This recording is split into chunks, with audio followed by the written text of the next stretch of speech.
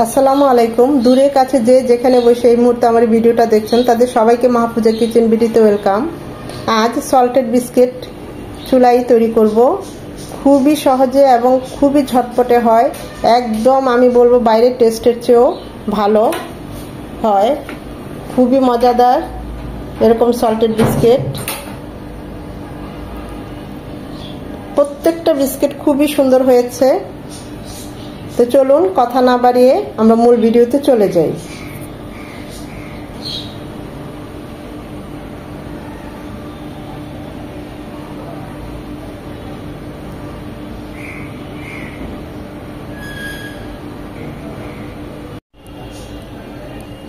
Salted biscuit বা নোনতা biscuit যে যেটা বলে সেটা তৈরি করব। এখানে দিয়ে দিচ্ছি 4 চামচ গলানো বাটার, সাথে দিচ্ছি 4 চামচ রান্নার রেগুলার তেল মানে সয়াবিন তেল।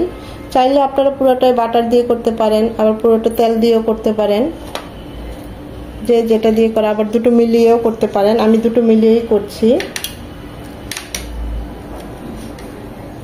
যেহেতু সল্টেড বিস্কুট তাই লবণের পরিমাণটা একটু বেশি যাবে।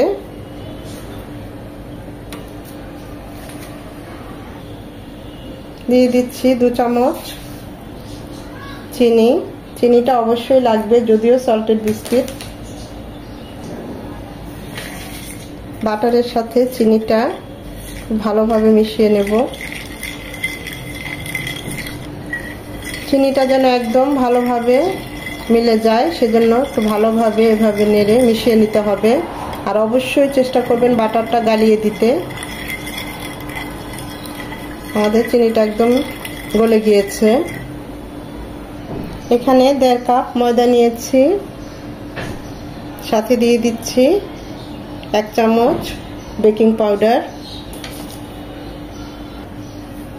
2 চামচ শুকনো গুঁড়ো দুধ,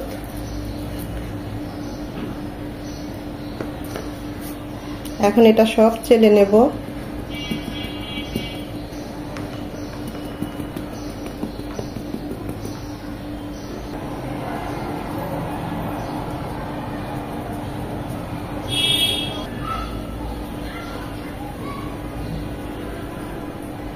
হাফ চামচ এলাচ গুঁড়ো, ফ্লেভারটা খুব ভালো আসবে।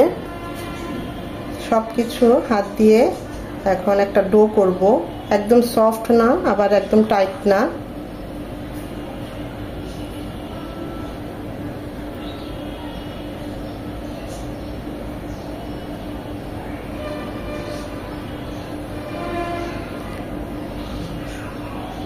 যদি দেখেন যে একদম শুকনো শুকনো হচ্ছে না এই তেলে বা কিছুতে, তখন একটু লিকুইড দুধ দিয়ে দিবেন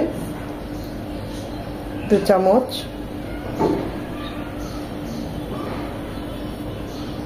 দিয়ে দেব 1 চামচ কালো জিরা। কালো জিরার ফ্লেভারটা এত ভালো আসে, এই সল্টেড বিস্কিটের টেস্ট অনেক গুণ বাড়িয়ে দেয়।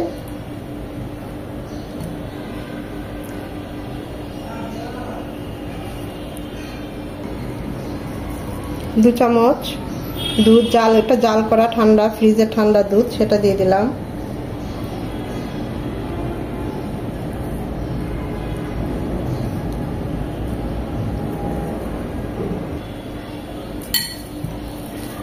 ওটা এরকম হবে, একদম শক্ত না আর এরকম একটু ফেটে ফেটে যাবে। এটাকে 10 মিনিট রেস্টে রাখবো।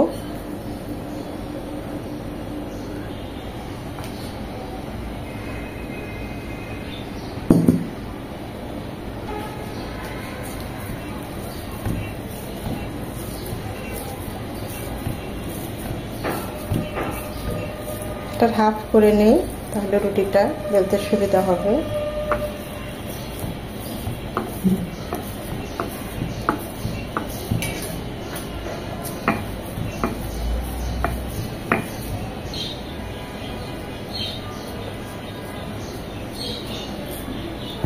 আলতো ভাবে এভাবে হাতে চেপে চেপে একটু বড় করে নিচ্ছি।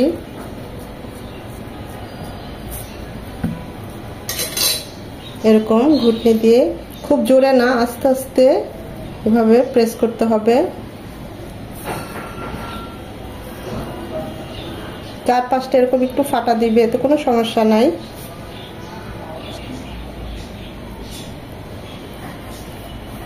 এগুলো পরে কাজে লাগিয়ে দেব।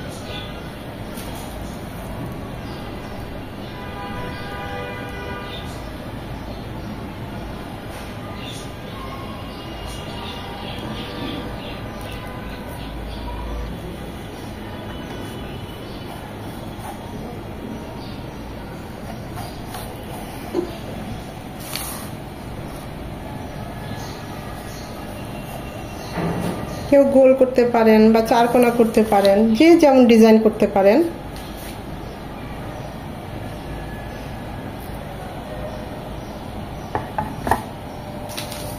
যে পাত্রে আমরা পিঠা আটা বিস্কিটটা দেব সে পাত্রে রেখে দিলাম।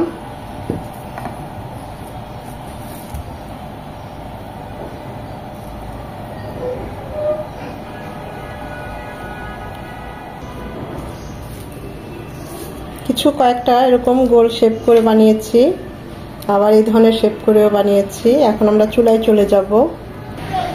একটা হাঁড়ি বসিয়েছি এবং একটা স্ট্যান্ড বসিয়েছি। আমি 10 মিনিট আগেই এটাকে হিট করার জন্য বসিয়ে রেখেছি, যথেষ্ট হিট হয়েছে। এখন আমরা বিস্কিটগুলো এখানে দিয়ে দেব।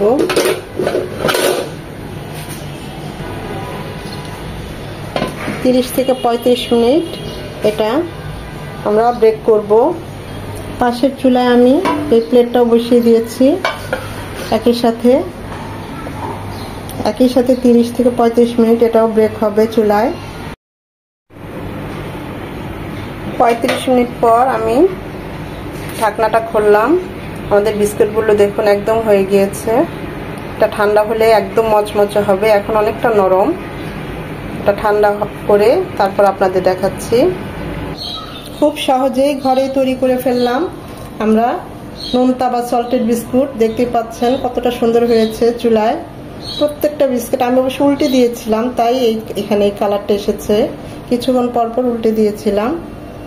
দেখতেই পাচ্ছেন কতটা মচমচা ঠান্ডা হয়ে গিয়েছে। আমি একটা ভেঙে দেখাই আপনাদের, কতটা খাস্তা এবং মচমচে হয়েছে। খুবই ভালো হয়েছে।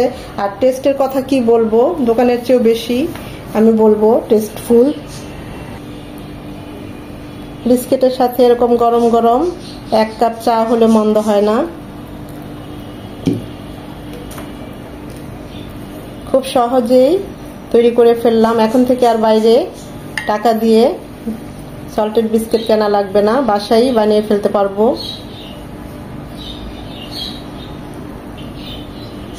প্রত্যেকটা বিস্কুট দেখতেই পাচ্ছেন খুব সুন্দর হয়েছে, খেতে অসাধারণ। আশা করি ভিডিওটা আপনাদের ভালো লেগেছে। আর যদি ভালো লেগে থাকে অবশ্যই একটা লাইক দিবেন, কারণ এই লাইকটা পরবর্তী ভিডিও করতে আমাকে উৎসাহিত করে, সাহায্য করে।